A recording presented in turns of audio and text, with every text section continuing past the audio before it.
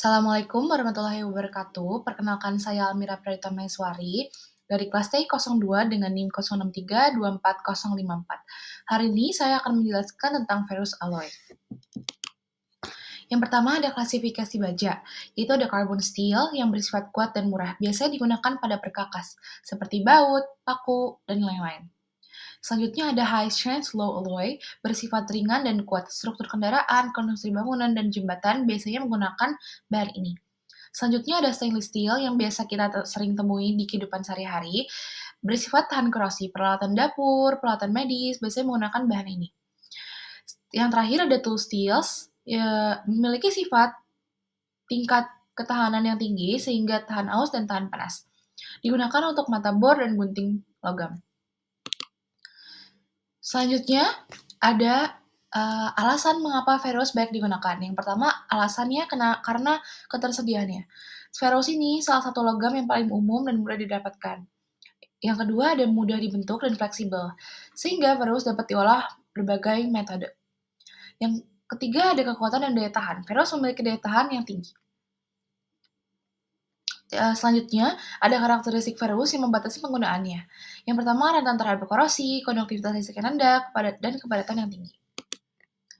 Selanjutnya, apa sih fungsi dan unsur paduan dan dalam baja perkakas? Yang pertama, meningkatkan kekerasan. Yang kedua, meningkatkan ketahanan terhadap suhu tinggi. Beberapa unsur paduan dapat meningkatkan ketahanan baja terhadap suhu tinggi, sehingga baja dapat digunakan dalam aplikasi yang memerlukan suhu operasi yang tinggi. Ini bisa diaplikasikan dalam pabrik atau industri lainnya. Yang terakhir ada meningkatkan ketahanan aus. Dalam meningkatkan ketahanan aus baja, membuatnya lebih tahan terhadap gesekan. Selanjutnya, ada berdasarkan struktur mikro. Jelaskan secara singkat mengapa besi kelabu rapuh dan lama terhadap tegangan tarik. Struktur mikro kelabu yang memiliki serpihan grafit membuatnya rapuh dan lama terhadap tegangan tarik. Karena grafit mengganggu kesatuan material dan menyebabkan konsentrasi tegangan yang berujung pada retakan dan patah. Selanjutnya, perbandingan besi tulang kelabu dan besi tulang lunak. Berdasarkan ada 3, yaitu komposisi dan pelakuan panas, yang kedua ada struktur mikro, dan yang ketiga ada karakteristik mekanik. Yang pertama, saya akan menjelaskan dengan komposisi dan pelakuan panas. Besi car kelabu itu memiliki komposisi karbon 2,5% sampai 4%. Lalu juga ada silikon yang kandungannya 1-3% dan ada sedikit mangan, yaitu komposisi yang sangat sedikit 0,1% sampai 1,2%. Tidak memerlukan perlakuan panas yang khusus untuk besi car kelabu. Untuk besi car lunak diproduksi dari besi car putih dengan melakukan panas yang melibatkan pemanasan dan pendinginan yang dikontrol, sehingga semenit berubah menjadi grafit bintil. Selanjutnya, ada struktur mikro. Besi car kelabu memiliki serpihan grafit dalam matriks petrik atau perlitik. Besi car lunak memiliki grafit yang matriks perlitik atau ferritik sampai perilitik, tergantung pada perlakuan panas dan komposisi. Yang ketiga ada karakteristik mekanik, yaitu besi car kelabu. Memiliki kekuatan tarik rendah, tetapi kekuatan tekanan yang tinggi, rentan terhadap retak dan getas. Selanjutnya, ada besi car lunak. Memiliki kekuatan tarik dan ketangguhan yang lebih baik dibandingkan besi car kelabu. Selanjutnya ada perbandingan besi tuang putih dan besi tuang nodular berdasarkan komposisi dan perlakuan panas dan struktur mikro. Dan yang ketiga ada karakteristik mekanik. Yang pertama, saya akan menjelaskan dengan komposisi dan perlakuan panas, yaitu besi tuang putih memiliki kandungan karbon yang lebih tinggi lebih dari 1,7%. Memiliki kandungan silikon yang rendah dan laju pendinginan yang cepat, yang tidak memerlukan melakukan panas sabar untuk meningkatkan sifat mekaniknya. Selanjutnya yang besi tuang nodular kandungan karbon lebih rendah dibandingkan besi tuang putih. Dengan tambahan waksanium atau silikon dan memodifikasi grafit menjadi bentuk nodul. Yang kedua ada struktur mikro. Besi tuang putih memiliki struktur mikro yang dominan, semetit. Ada kandungan Fe3C dengan sedikit atau tidak ada grafit. Warna pada patahan putih karena kandungan semetit yang tinggi. Selanjutnya, ada besi tuang nodular. Memiliki struktur mikro dengan nodul grafit yang terpisah dalam matriks ferritik atau perilitik. Nodul grafit memberikan kelutan dan daya tahan benturan. Selanjutnya, yang terakhir ada karakteristik mekanik pada besi tuang putih dan besi tuang nodular. Pada besi tuang putih, keras, rapuh, tahan aus, dan memiliki kekuatan tarik yang tinggi. Besi tuang putih ini tidak cocok untuk aplikasi yang membutuhkan kekuatan dan daya tahan benturan. Yang besi tuang nodular itu ulet, tahan benturan, dan memiliki kekuatan tarik yang lebih rendah dibandingkan besi tuang putih. Namun, masih cukup untuk kuat banyak aplikasi. Selanjutnya, apakah mungkin untuk memproduksi besi tuang lunak dalam bentuk benda yang memiliki dimensi penampang besar? Mengapa atau tidak mengapa? Memproduksi besi cuar lunak dalam bentuk benda yang memiliki dimensi penampang besar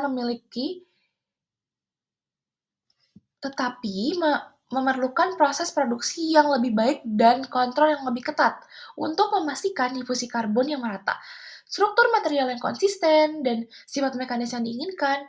Semakin besar penampang, semakin sulit untuk mencapai hasil yang optimal.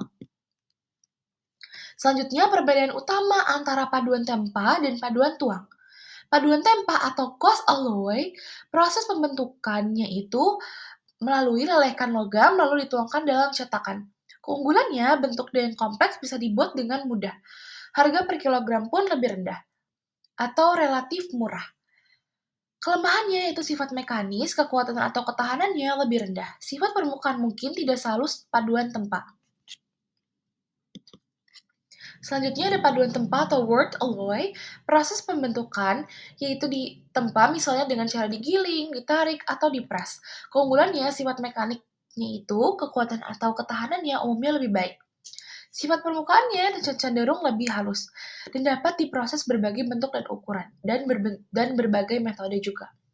Kelemahannya, proses pembentukan lebih rumit dan membutuhkan waktu lebih lama dan harga per kilogram bisa lebih tinggi dan atau relatif relatif mahal. Selanjutnya, ada mengapa paku keling atau rivets dari paduan aluminium 2017 harus disimpan dalam kondisi dingin sebelum digunakan. Karena paku keling aluminium paduan 2017 harus disimpan dingin sebelum digunakan, karena paduan ini memerlukan perlakuan panas agar menjadi lebih kuat dan tahan lama. Perlakuan panas ini membuat paku keling menjadi keras dan rapuh.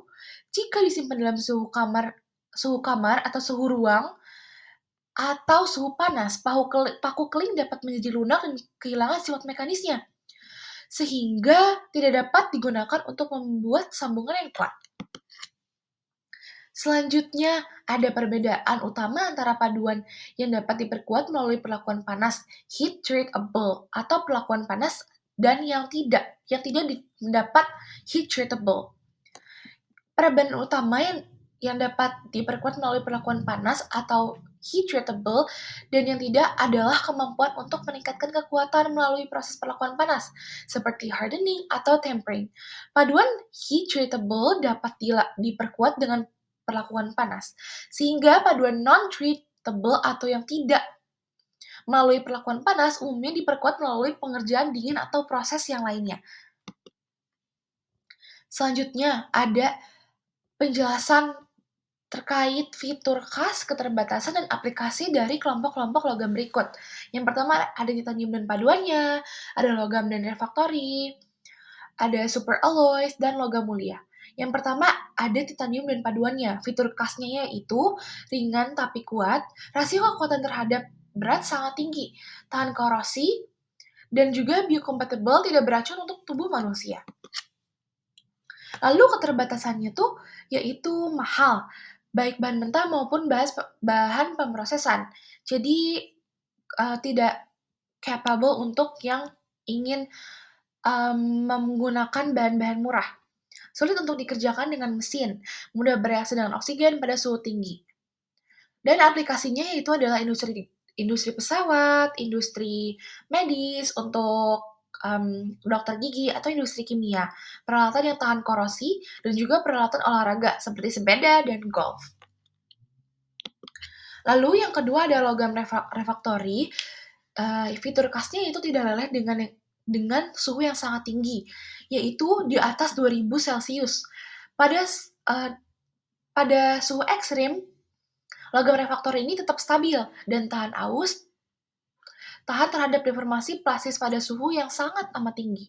Keterbatasannya yaitu berat jenis tinggi, sulit dibentuk, dan beberapa mudah teroksidasi pada suhu tinggi.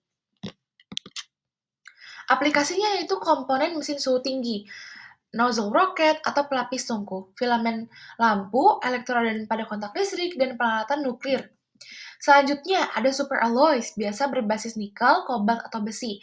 Fitur khasnya yang dimiliki superalloys yaitu kekuatan tinggi pada suhu tinggi, tahan korosi dan oksidasi ekstrim. Jadi lebih tahan oksidasi dibanding yang logam tadi. Selanjutnya ada stabil secara mikrostruktur pada suhu tinggi juga. Keterbatasannya itu sangat mahal dan sulit untuk diproses dan dibentuk, dan beratnya jenis relatif tinggi. Aplikasinya itu pada turbin gas, pada pesawat jet atau pembangkit listrik, terus ada pada mesin roket dan komponen otomotif performa tinggi. Yang terakhir ada logam mulia, yaitu emas, perak, platinum, dan palladium yang biasa kita temuin pada kehidupan sehari-hari atau perhiasan. Fitur khasnya sangat tahan terhadap korosi dan oksidasi. Jadi kalau misalkan kita menggunakan perhiasan emas, perak, atau platinum seperti ini tahan terhadap air dan bahan kimia lainnya. Konduktivitas listrik dan thermal yang tinggi, terutama pada perak dan emas. Stabil secara kimia dan tahan lama. Keterbatasannya itu sangat mahal. Seperti di kehidupan sehari-hari kita, emas mungkin setiap tahunnya bisa naik. Juga lunak, terutama emas murni dan mudah tergores. Jadi emas itu gampang untuk dibentuk dan terbatas dalam jumlahnya. Makanya emas itu sangat mahal, atau logam-logam mulia lain itu sangat mahal. Aplikasinya adalah perhiasan dan investasi. Perhiasan itu juga bisa digunakan sebagai investasi, atau emas batangan bisa dijadikan untuk investasi, kontak listrik dan komponen elektronik presisi, katalis dalam reaksi kimia, dan aplikasi medis, ada tambalan gigi atau peralatan bedah. Terima kasih atas perhatiannya. Sekian dari saya, Almira Pradita Maheswari. Wassalamualaikum warahmatullahi wabarakatuh.